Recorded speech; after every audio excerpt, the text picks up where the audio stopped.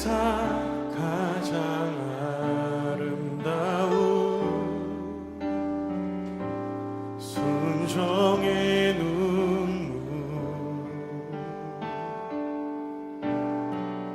온 세상 다시 빛나게 한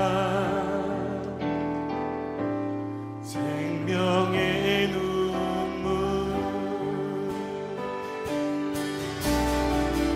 그가 이 땅에 오신 이유 죽어 살게 되고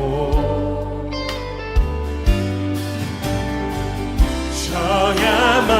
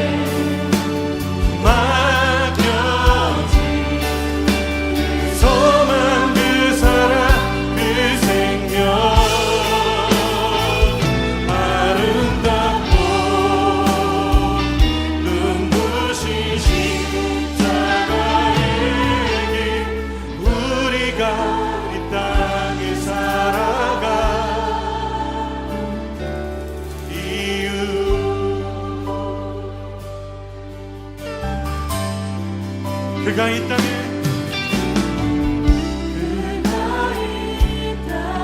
오신 이유 죽어야 살게 되고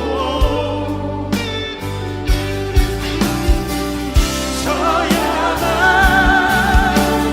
승리하는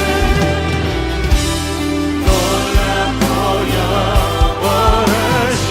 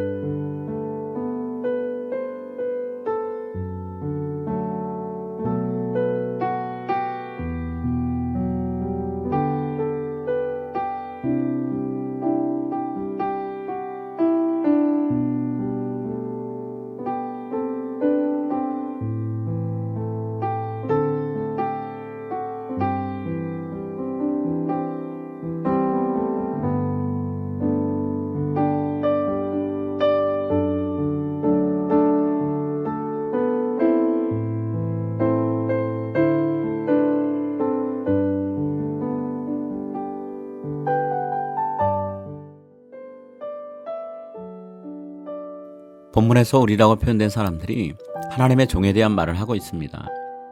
여기서 우리는 이스라엘 백성들 가운데 믿는 자들을 의미하죠. 이들은 온 세상의 죄를 대신해서 짊어지고 고통당하는 종에 대해 말하고 있습니다. 본문을 크게 세 부분으로 나눌 수 있는데 1절부터 3절은 멸시받고 있는 종의 모습을 이야기합니다. 4절부터 6절은 우리의 죄를 대신해 고통당하는 종의 모습을 말해주고요. 7절부터 9절은 다른 이들을 위해서 기꺼이 목숨을 내놓는 죄 없는 종의 모습을 묘사하고 있습니다. 이 흐름을 따라가면 자연스럽게 우리는 종의 삶이 고통과 죽음, 매장의 순으로 이어지고 있다는 것을 알 수 있습니다. 또한 우리는 종이 누구이며 어떤 취급을 받았고 왜 고통을 당해야 했는지 알게 됩니다. 본문에 나오는 종은 메시아로서 다윗의 줄기에서 난 순이요 뿌리 같은 존재입니다. 그런데 척박한 마른 땅에서 돋아나는 순과 뿌리처럼 왕가가 아닌 비천한 가문에서 이 종이 태어났습니다. 사람의 주목을 끌만한 외모가 아니었기에 대단히 여겨지지 않았습니다. 하지만 이 종은 주 대신 하나님 앞에서 도단한, 즉 하나님과 친밀한 관계를 맺고 살아가는 분입니다. 이 하나님의 종은 자신의 백성들에게 철저히 무시를 당하고 배척받았습니다. 또한 신체적으로 혹은 정신적으로 학대를 당했죠. 심지어 귀 여겨지거나 중요한 분으로 여겨질 수 있는 분이 아닌 것처럼 함부로 대해졌습니다. 하나님의 종이 이런 취급을 받게 된 이유가 무엇인지 4절부터 6절에서 밝혀지는데요. 종은 희생양처럼 다른 이들의 죄를 대신 짊어지고 고난과 죽임을 당합니다. 그로 인해 우리는 하나님과 평화로운 관계를 회복하고 영적인 질병에서 치유되었습니다. 5절 말씀입니다. 그가 찔림은 우리의 허물 때문이요 그가 상함은 우리의 죄악 때문이라. 그가 징계를 받음으로 우리는 평화를 누리고 그가 채찍에 맞음으로 우리는 나음을 받았도다. 여러분, 이 모든 일은 하나님의 은혜로운 결정에 의해 이루어진 결과입니다. 하나님은 자기 욕심에 사로잡혀 길을 잃고 헤매는 우리를 바른 길로 인도하기 위해서 예수님과 함께 엄청난 희생을 감수하셨습니다. 우리는 다 양 같아서 그릇 행하여 각기 제 길로 갔거늘 여호와께서는 우리 모두의 죄악을 그에게 담당시키셨도다. 하나님의 마음을 헤아리신 예수님은 죽음에 이르는 순간까지 아무런 불평 없이 묵묵히 순종하셨습니다. 다른 사람들의 죄로 인해 사람들로부터 버림받고 죽임을 당했으며 무덤에 묻히게 되셨죠. 하나님의 종은 결코 자신의 죄 때문에 고난받거나 죽임당하지 않았습니다. 철저히 다른 이들의 구원을 위해 의로운 죽음을 감당했습니다. 오늘 우리도 하나님의 부르심을 받은 종으로서 하나님의 구원 사역을 위해 고난받는 의로운 사람들이 되기를 소망합니다. 또한 예수님처럼 묵묵히 하나님의 말씀에 순종하며 오늘을 사는 순결한 양들이 되시기를 축복합니다.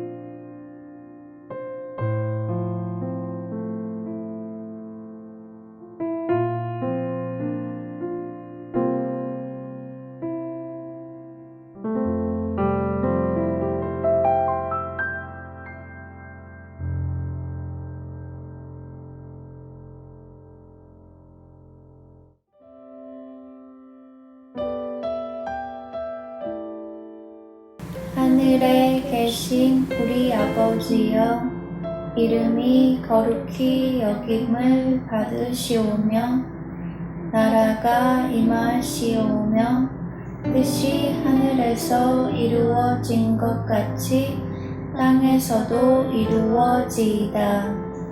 오늘 우리에게 일용할 양식을 주시옵고 우리가 우리에게 죄 지은 자를 사하여 준 것 같이 우리 죄를 사하여 주시옵고 우리를 시험에 들게 하지 마시옵고 다만 악에서 구하시옵소서. 나라와 권세와 영광이 아버지께 영원히 있사옵나이다. 아멘.